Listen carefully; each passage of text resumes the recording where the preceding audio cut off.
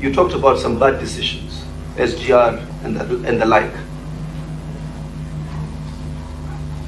Maybe this is the time when I wanted to also ask the control of budget to say there are severe gaps.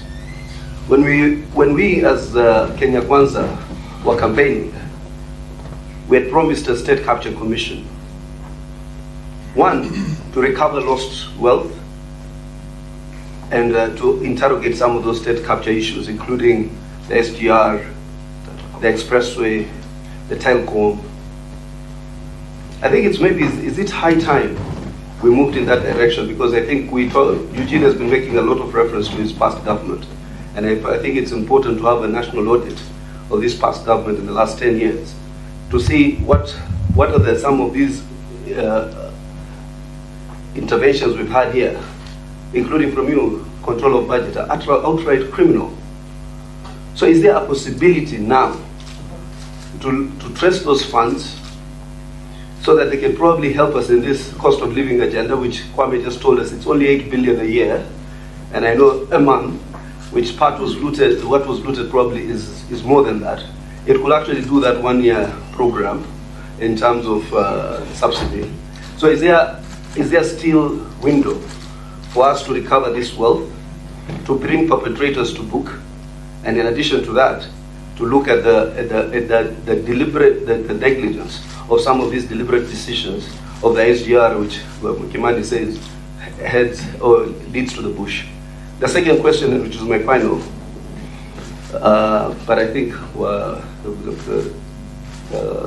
no, it has been answered. Okay. So I was just referring to my notes. So I think I wanted to get your take on the State Capture Commission and us bringing true accountability to the perpetrators of these economic crimes in the past 10 years. Mine will go to Nyaga on the second round on the FDIs, the foreign direct investments. And as you've rightly put it, there are some of our peers in the region who in the last year or so, or last 2 years, have attracted more foreign direct investments than we have in Kenya. And as you gave the case of our sister country, one of our neighbors, that are doing their railway now, would you draw a similar parallel with us at the time we were doing our SGR, and what was the level of our foreign direct investments at the time we were doing our SGR? Because economic sentiments play a big role in attraction of foreign direct investments. And therefore, when the world is optimistic that your economy is on the right trajectory, people tend to invest in your country. Therefore, I would want to hear a parallel between when we were doing our SGR and where we are, the termination of our SGR and that of the sister country or neighboring country, in terms of where did we terminate our SGR? Are we deriving value out of that SGR when it ended up, those in the media have called it the railway to nowhere? That of the sister country, where is it terminating? Are they deriving more value out of it? Two, is our behavior, especially those of us in the political class. The country you referred to, and I'm avoiding to mention countries because we have members of the press here, they get into elections. They go through elections and life continues. Is there a bearing as to the way we behaved in this country, where in the run-up, a year to the elections, a year after elections, we are not at ease with ourselves? Does that culture of political violence, and that is precisely why we set up this national dialogue, to make sure that we also end the culture of political violence, does it in any way discourage foreign direct investments from coming into the country?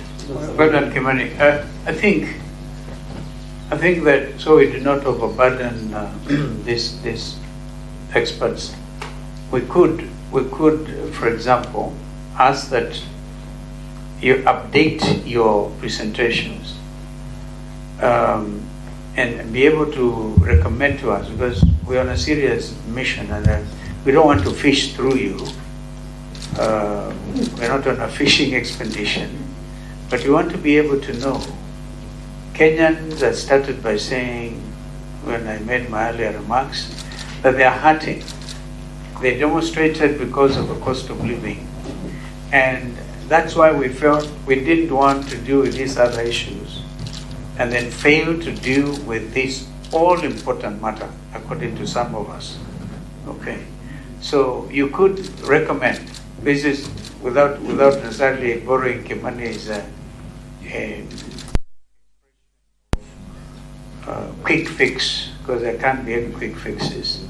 Is there something we can do with regard to the taxation regime?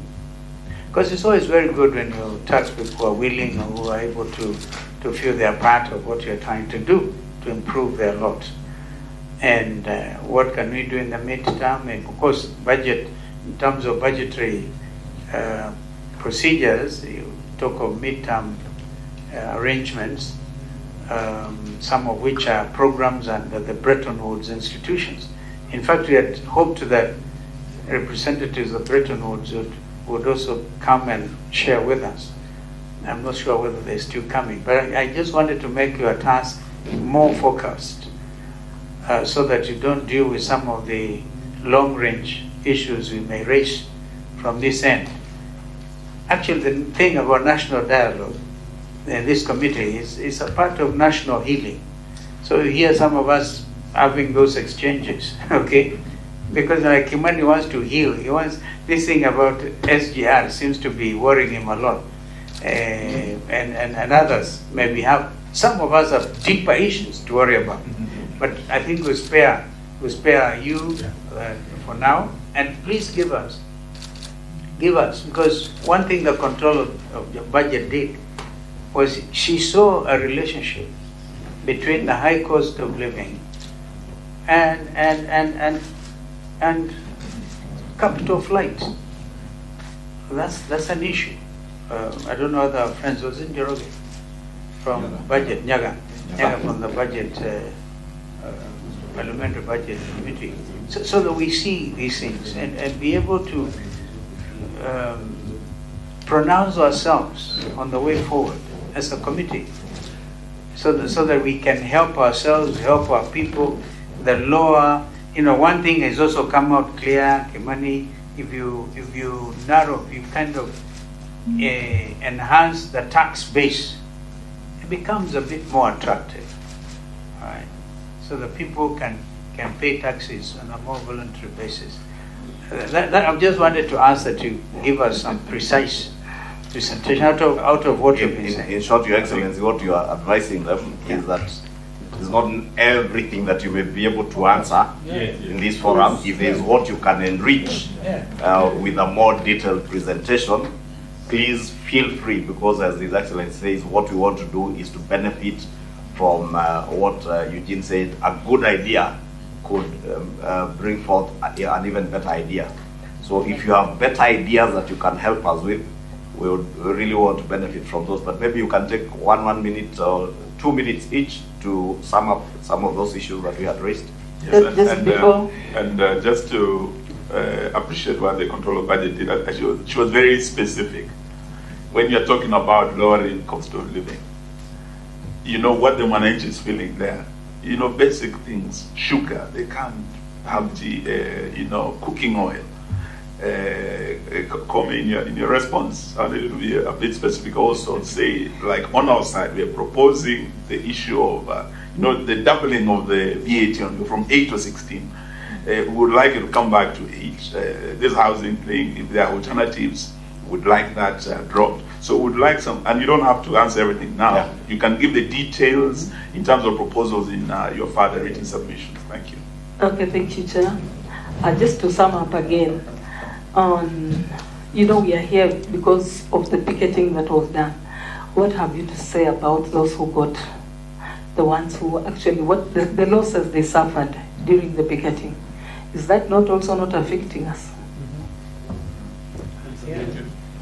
I think it's related to what I was asking Nyaga, whether the culture of political violence, in a way, causes the capital flight that we see and discourages foreign direct investments.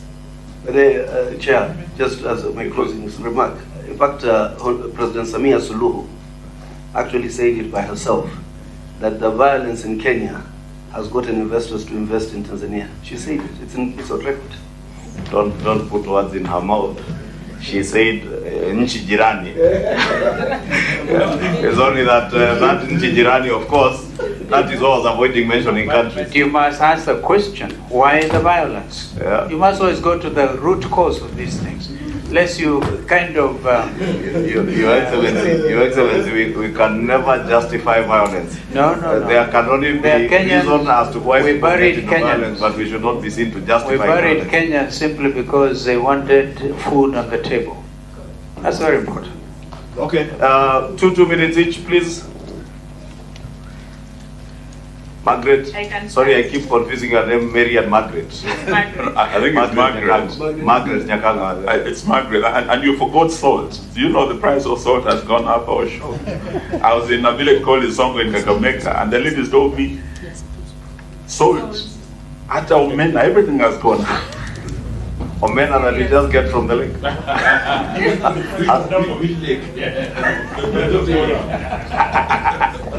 That tells you that the global recession is real, because if even the cost of omena or even salt that is mined from the water, but you of course know getting salt from water is a manufacturing process.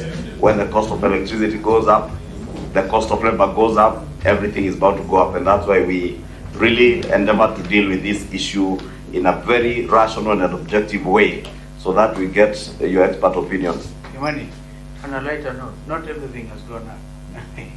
You know, some of our values are important. If you want to marry a Kamba girl, you just bring nine cattle. 9 heads. So we may have to revert to 36 goats. Don't worry. I wish I was Just not to make married. it. I wish I was not married, Your Excellency. Chair, we are not doing very well on time. Okay, Margaret. Thank you, Chairs. I Want to go to think Bunge? the area I want to talk about just a little in the 2 minutes, Bunge. Are we able to establish like how much foreign direct investment has been raised in the last 1 year? This is not possible. Why? Because you cannot do marketing and already get the sales. This is not, I mean, the cost and effect is not direct. But having said that, the marketing must be matched by, or rather with the back office services. So what do I mean? If we go out there looking for foreign direct investments, but the investors come and find that our environment is hostile, then we will not have matched the cost that we spend to market with the investments that we can get. So we need to pull up our socks somewhere in the back office. Then there is the issue of state capture in terms of some of the projects. And I just wanted to say that the Auditor General is already on the issue of the SGR. Now, I may not know the extent to which the report has been prepared and what it will bring out, but we all know our systems and they are quite lengthy. So I guess what I wish the Auditor General was here themselves. They would have told us how far they have gone. I think from where I sit, and given that we have been given more time to go and look at these issues and beef up the presentations, I would like to just be very grateful for this opportunity that the committee gave us to give our contributions. Thank you, Margaret. very much. I hope you do not suffer the same fate under this regime as you did under the last regime. I have you there. Yes, you can count on us. Assure her that Count on you. she will not suffer. You can count on us. Kwame? Okay. First, I think the major driver for cost of the distress that households feel about cost of living is the price of living.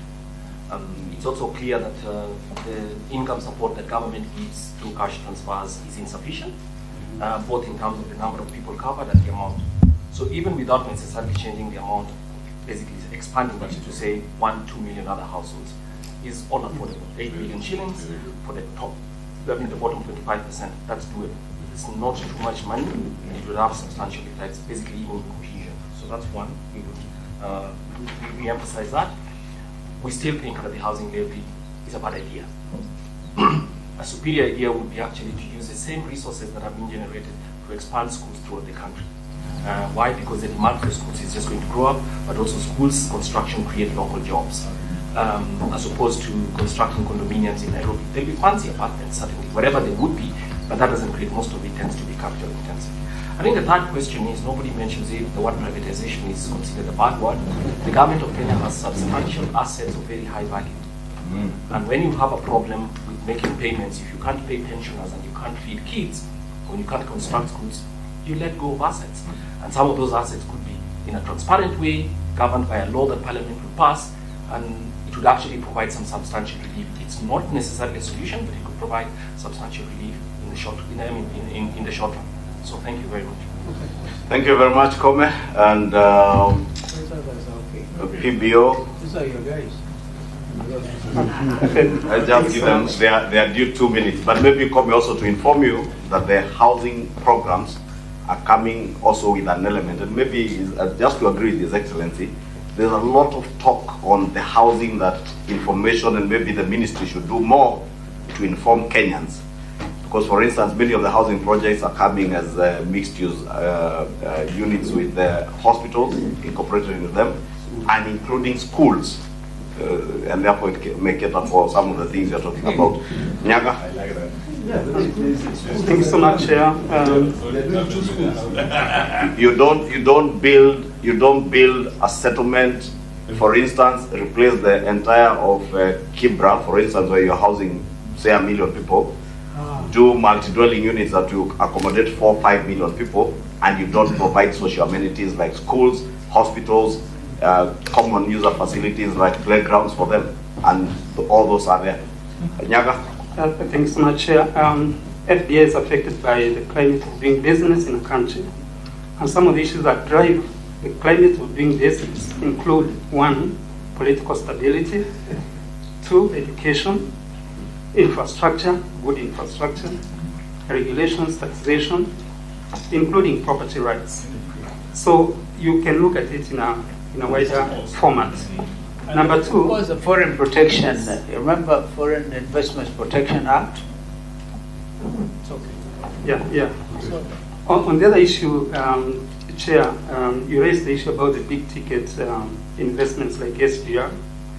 I would imagine if we design them well, you can get the dollars in here, so that those investments are not done here, but the money is transacted outside. So I think that could be a good idea. You can extend the SGR or doing other things, including climate financing projects, which is actually a new opportunity for FDI. Perfect. Thank you very much, Mr. Nyaga, Masinde, Komewino, and the Institute of Economic Affairs and the Control of Budget. We, again, in conclusion, just have to say, should there be anything of value that you would find of value to this committee and to the country, please feel free to share with us, either in writing. Also feel free to join us tomorrow as we engage, especially on the housing issue. I would really want to get an engagement between Kwame Owino and the Institute of Economic Affairs and the Ministry of Housing on in particular proposals on housing and what they have, and probably could also benefit from also getting information, and Kenyans getting more information on the housing agenda as envisioned by them tomorrow. We thank you for your time, and sorry we kept you quiet for almost the whole day. It's now 3:45 p.m. But you will also bear with us, because this is one amongst the issues, as His Excellency said, that are very key to this committee and indeed to the country, because the cost of living and the global recession are indeed matters of concern, not just to Kenyans, but to many people around the world. And homemade solutions we can come up with your help, would be of great benefit, not just to this committee, but to Kenyans at large. Thank you. God bless you. So, yeah, members, tomorrow, 10 a.m.